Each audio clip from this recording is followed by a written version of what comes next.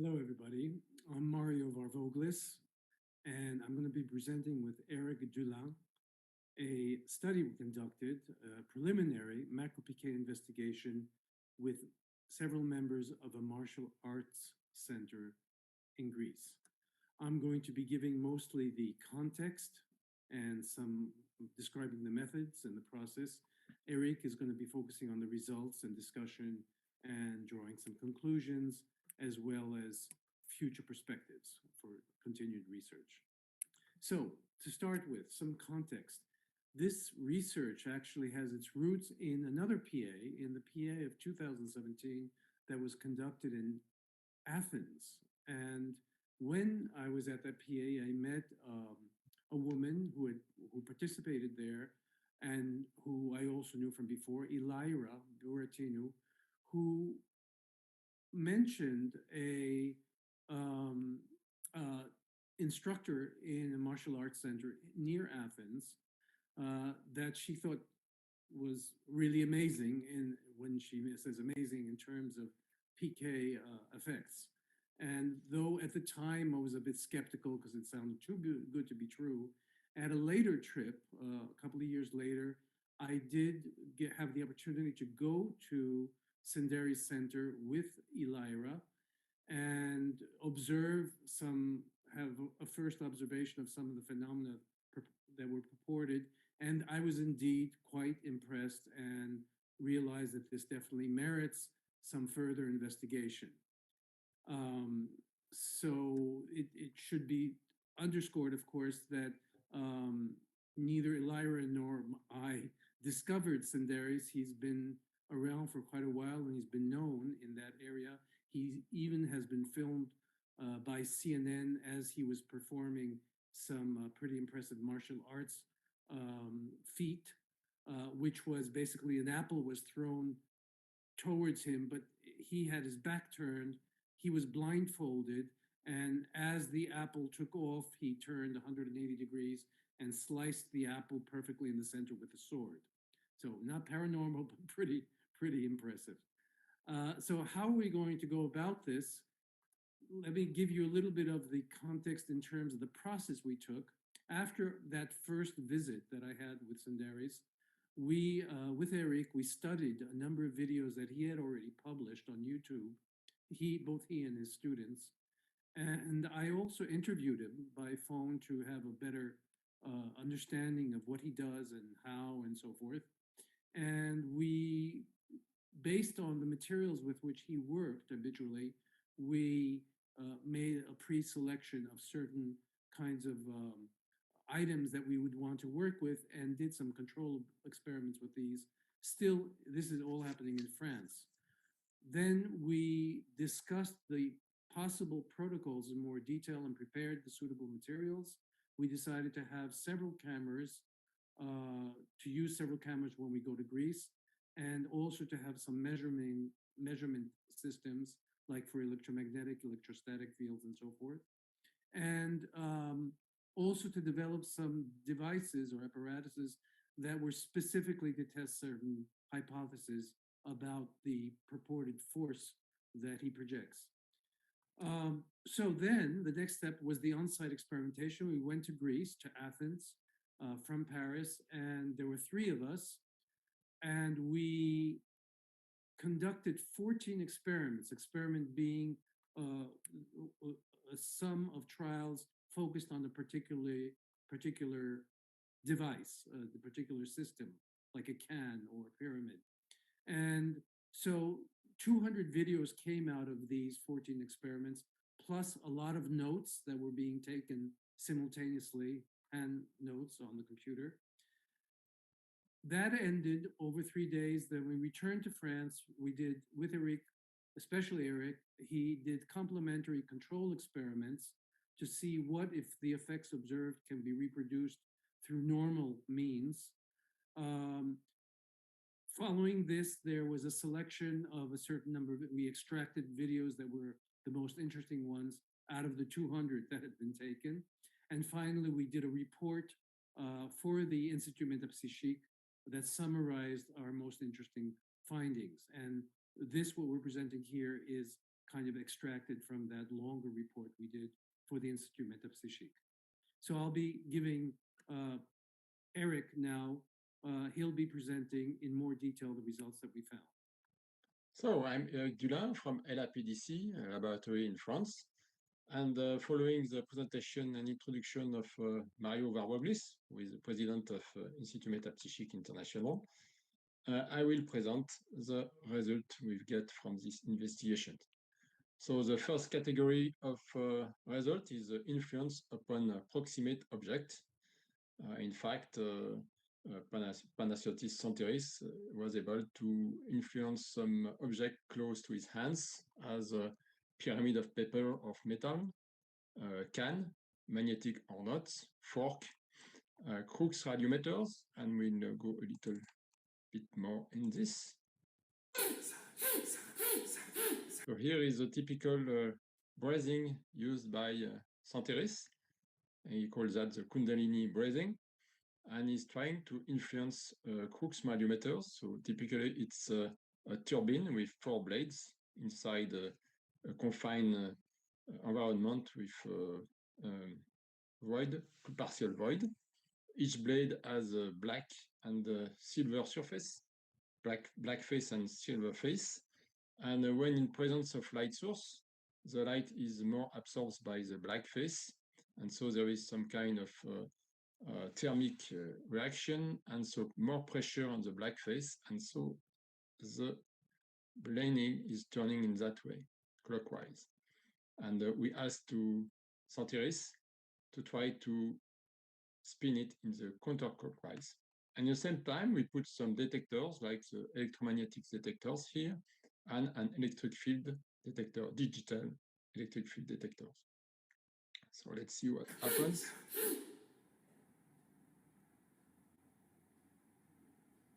So he was able to spin the blade counterclockwise. At the same time, there was flashing of the electromagnetic detectors. And we saw also that the electric field was increasing strongly. So we proposed to him, to Senteris, to try to influence directly this apparatus. And so we will see what happens there. Okay. So he decided to influence it directly, putting his finger on it. And he was able to go 163 volt per meter. And if we put ourselves our finger on the system, we have only 0. And you see that there is also electromagnetic flashing. So another example of influence would be found here.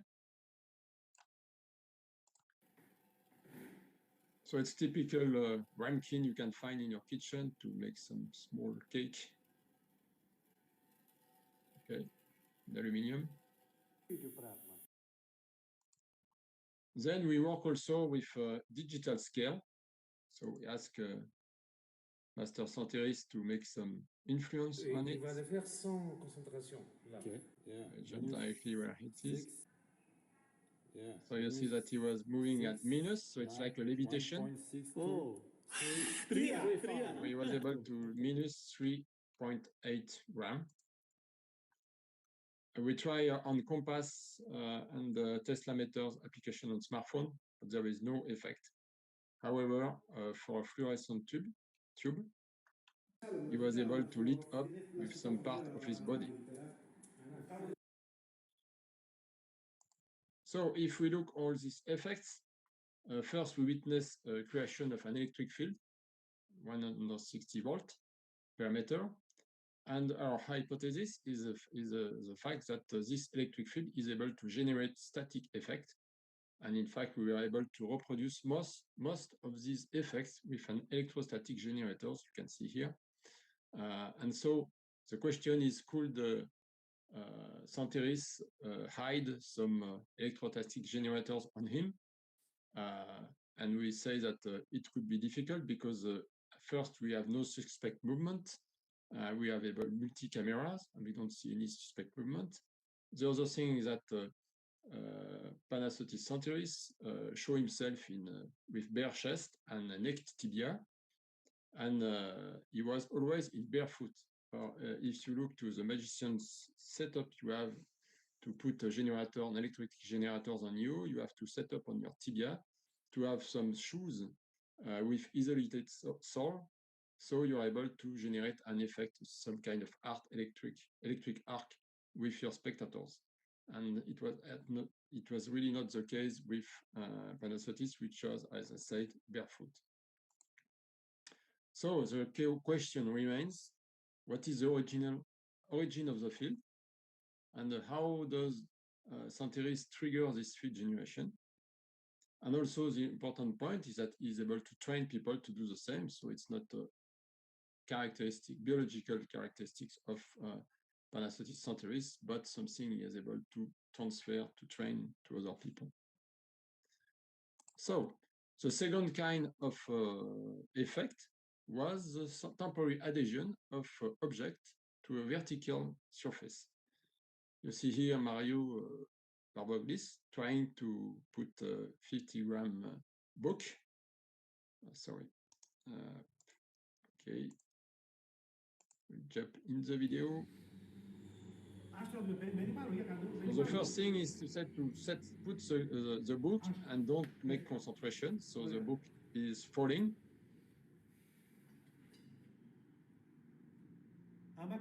Then he asks him to concentrate and to imagine that his etheric hand is sticking on the book, even if he believes his natural hand. And so it sticks during 4 seconds. Then we use our own material. So we bring some plywood of 67 grams here. And the student of Centeris was able to stick it during 4 seconds. And in the same time, we put a GoPro camera here. So we were able to see the inside of the panel to be sure that there was no specific apparatus. The same way, they were able to stick a book of 130 grams and one of 500 grams. Only 1 second, but even that is important. So this effect, first we try to say maybe it's a result of the electric field generated we saw earlier. So we try to make some stick on a sheet and on a wall, and we are able to stick a paper very thin, and not a book and a piece of plywood. And so because we put this camera, we are able to see that there is no specific apparatus, like a big static generators. And even that, I asked some industrial, and they say that they don't see anything that can do that. And if we put a so strong generator, it would be very dangerous. It was also the other point. It was triggered at will by Panassotis Centeris, and different people, including Mario and our assistants, who happened to be my spouse, try also and done it. Third category of effects, the influence of distance object. So here we have a pyramid of paper balanced on a needle, and below a cubic container made of glasses. Panassotis was trying to spin it, and his hand here is at least at 50 centimeters from the cubic container. So you see this pyramid here, and you see that it's spinning on the clockwise.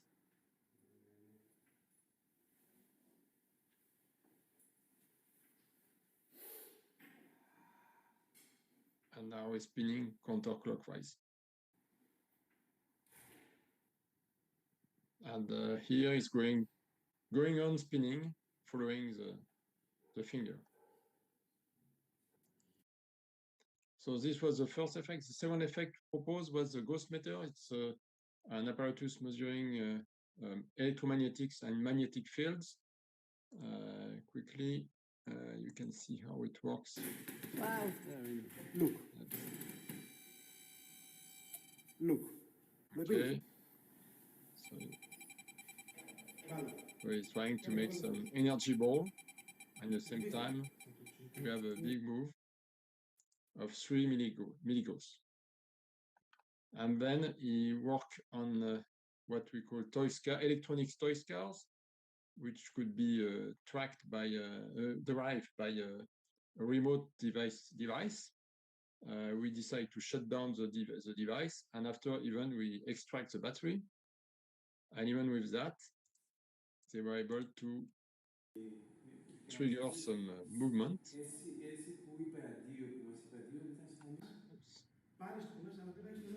The SENTERIS is here with a car. Another one is here with a student. Okay, and the remote control, there was no battery in it, so it was surprising. And then the last point was the extinction of candle. So on the right side, you see Panassiotis, SENTERIS, focusing on this candle inside the paper. Another camera is shooting the same one with zoom here. And you have a student trying to work on one candle inside this.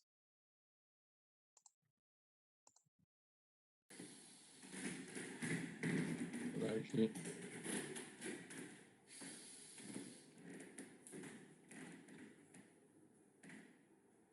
Okay.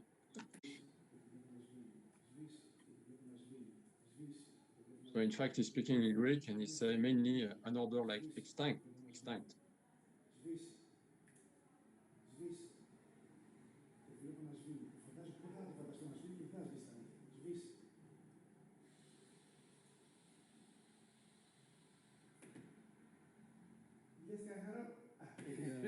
So he was able to extinct 3 times in a row in 15 minutes.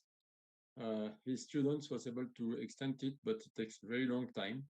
But he success once. So if we look to all these effects, the first effect we saw, ghost meters, it was not ours, and we detect that there was some spontaneous shift in its level. So a new test has to be done with it. About the toy cars, we bring our own car, brand new, and we exchange against one car that was used during the experiment. So the car we left to SENTERIS, it didn't report any success on it. And the control experiment we've done on the one he left to us, we detect that there was spontaneous move every 3 to 5 minutes, even in a Faraday cage. So we think that there is some variability of the electronic components. And so maybe there is some C effect that benefits from this random approach. But in this case, we have to make statistics comparative between the car left to itself and the car attempt to influence. And we don't invest more time in this direction at now. So the directions we keep, and we think that today we have no explanation, is a pyramid rotation. So first we try to, we check there is no air current, like with a pump like this, to generate any movement of the pyramid around the container. There is no strong vibration. Panassiotis was at 50 centimeters, and we try to make some static influence with our electrostatic generators. But we are able to move literally a small move of the pyramid only when we were very close to the box at less than 1 centimeter. And there is no suspect action from any people on the video recording. And when we come back in France, we try to make some control experiment with ultrasound. We use a dog trainer device we use in the US. And we were able to make little move of the pyramid when we were at 20 centimeters. But as soon as we put a pane of glass between the pyramid and the trainer device, we are not able to make any move. About the candle extinctions, the candle we used was candle we bought ourselves directly. It was brand new. We verify air current, close the windows, and we try with international blowing to blow the candle, from behind, and we are not able to do it because directly we shut off the paper which just is in front of it. And we don't see any suspect action on the video recording. And we make some tests prior and posterior to the clip, the field trip, and we saw that the candle is running 130 minutes without extensions, and Panagiotis Senteris was able to extend it in 3 times in a row in 15 minutes. So conclusions, this is field investigation, so it's not a control lab experiments. So results are to look to be preliminary. Even that, we have no suspicious behavior over the course of 3 days, even if we have multi-angle cameras. So the key point we would like to pursue with the SENTERIS centers is electric field generation and triggering. So to see which environment and physiological approach around that. The spin of pyramid at a distance below a glass containers. So the objective is to reproduce the effects with more lab conditions and possible extents to several meters, because we saw some video where there is some students making the same thing at several meters. And on candle extinction at a distance, we have an ongoing project. And also we want to work with SENTERIS to see what is his training methods to give students the same capability. So we want to thank the Panagiotis Senteris and his students for their welcome and their collaborative participation to these investigations. And we thank you for your attention, and we are open to any questions.